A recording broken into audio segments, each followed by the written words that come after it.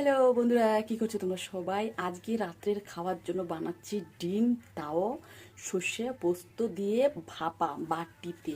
চলো ডিমগুলো সিদ্ধ বসিয়ে দিই, নালে রান্না করতে করতে অনেকটা দেরি হয়ে যাবে। আর এই দেখো হচ্ছে টিফিন বাটি, আমি এই টিফিন বাটিতে ডিম ভাপা বসাবো। তো ভুলক্কর হয়ে গেছি না, মানে জল না দিয়ে ডিম বসিয়ে দিয়েছি। এই ডিমগুলো যদি ফেটে যেত তাহলে তার দায় কে নিত? কে নিত? এই যে সর্ষে আর পোস্ত, তো চলো আমি সর্ষে আর পোস্ত দিয়ে পেস্ট বানিয়ে নিই। আসলে আমার সময়টা খারাপ, আমি তো বাইরে ঠকি ঠকি আবার ঘরে এসেও ঠকি। ডিম সিদ্ধ বসিয়েছি, এদিকে গ্যাস চলে গেছে।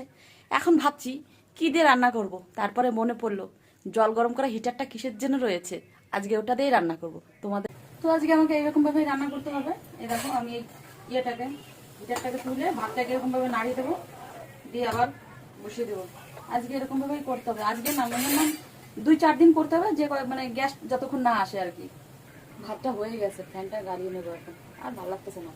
একবার যদি এই খুন্তিটা যদি এর সঙ্গে টাচ হয়, মানে আমি 440 ভোল্টেজের মানে কারেন্ট খেয়ে এখানে মানে শেষ। তো কাঁচা আম নিয়েছিলাম চাটনি করবো বলে, তো গ্যাস ঝাঁতেও নেই, তাহলে আর কাঁচা আম কি করবো? তো ভাবলাম যে তাহলে এক টুকরো কেটে আমি ডিমের সঙ্গে দিয়ে দেবো, বেশ টক টক ঝাল ঝাল হবে।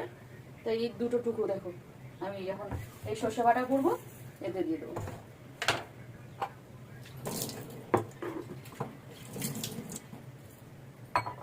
এই যে পোস্ত, আমি বুঝতে পারিনি যে গ্যাসটা শেষ হয়ে যাবে।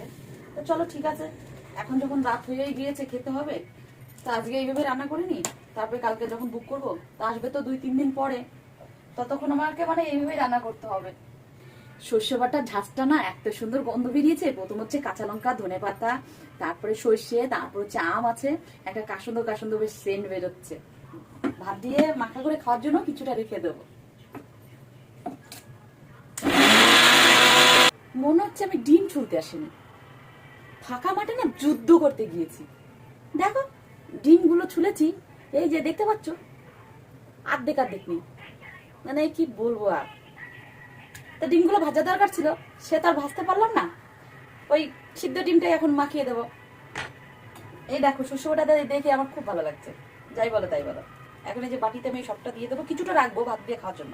তো হলুদ লবণ সরষের তেল দিয়ে ভালো করে মাখিয়ে এই ছোট্ট বাটিটাতে বসিয়ে দেবো ডিম ভাপা।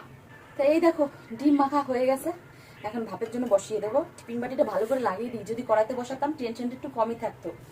এখন হাঁড়িতে কিংবা সসপ্যানে বসাবো তো টেনশনটা বেশি, যদি জল এদিক দিয়ে ঢুকে যায় তাই ভাবছি। তো এই দেখো সসপ্যানে বসে দিয়েছি, আর খুন্তি দিয়েছি যাতে ডিমের বাটিটা ডুবে না যায়। ও তো আর সাঁতার কাটতে জানে না যে সাঁতার কেটে উপরে আসবে। তো হিটারটা চালিয়ে দিই। এখন এটা 10-15 মিনিট এইভাবে হতে থাকবে। চলো কিছুক্ষণ যায় বসি, আর ভালো লাগতেছে না। এই যে ডিম ভাপা দিয়ে ভাত মাখিয়ে নিয়েছি, খেতে বসে গেছি। তোমরা খাবে নাকি? চলে আসো। আর এ হচ্ছে ডিম সিদ্ধ। তো ভিডিওটা কেমন হলো অবশ্যই কমেন্ট করে বলো। Tata, bye bye, good night.